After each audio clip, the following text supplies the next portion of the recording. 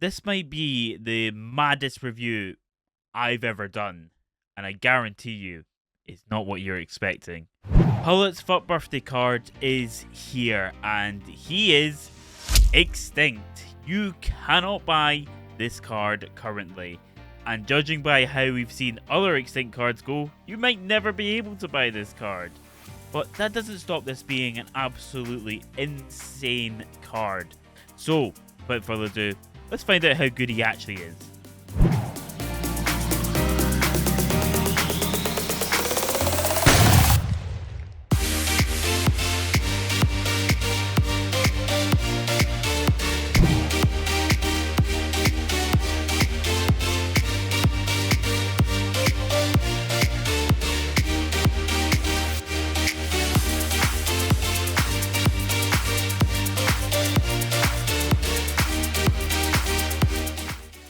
So team, this is the squad that I used Gullit in, and I tried him in pretty much every position you could think of. Obviously, he is humongous, high work rates, 5-star, 5-star, has all the makings of an incredible card. He does have the versatility of being able to play everywhere on the pitch, which is always class. And look at all that green.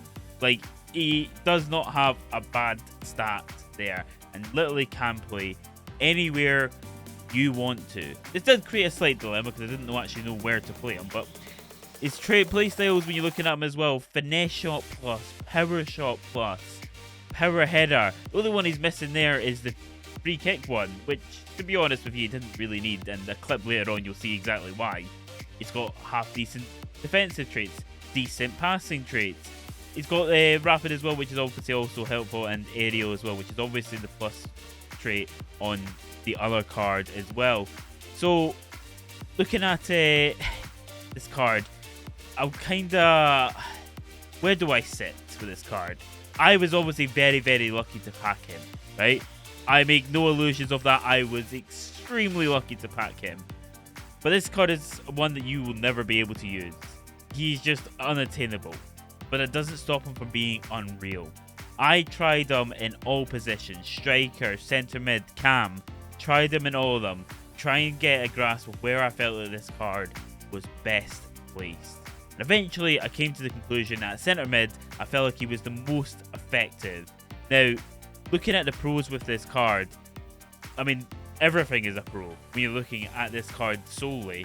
You know, the play styles, he's massive, 5-star, 5-star, can play everywhere, and most of all, because he is massive and because he is an icon, he obviously gets that icon BS that just makes him better than all the other cards. Not to mention the fact that he has his own custom animations being Gullit as well, which is absolutely humongous. And plus, he kind of has this presence on the pitch. When you see that glorious head of hair, people are kind of automatically in fear, because you got to remember, everyone's pretty much got the Winter Wildcard version. They don't have this one that's got the full head of hair.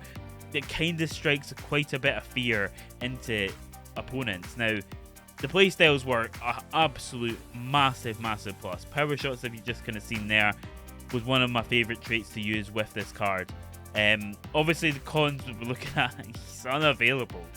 You can't buy him. And what I mean by targeted is, whenever I had the ball with him, people kind of make an extra effort to tackle him. Like, they go out their way to really press him, more so than any other player. People that have got Mbappe kind of maybe understand exactly what I'm meaning by that. People seem to make an extra effort or extra dialed in when they're playing this kind of caliber player. So it can make things a little bit more difficult at times having them. That being said, they're also a player that is more than capable of being able to deal with that pressure and also produce absolute magic moments, kind of like this here. I did try multiple different kind of tactics. You kind of see kind of the stuff that I've tried in the clips that you'll be seeing. Like with corners, he was automatically placed on the corners. I kept forgetting to change him off them, but it actually worked in my favour occasionally, because you see some people that pass it short for the whipped pass. Well, in this one, I passed it short to then do the finesse shot. That goal was insane. Like, he doesn't even have dead ball specialist, and that goal was insane. I was buzzing when that one went in. I mean, it's stunning as well. I've only ever done that kind of goal with Ronald Koeman, which is the only one I was ever able to do it with. And he has obviously dead ball specialist, which makes it easier. Now, reason why I say centre mid is kind of his best position is that because of the high work rates, he makes runs constantly from deep.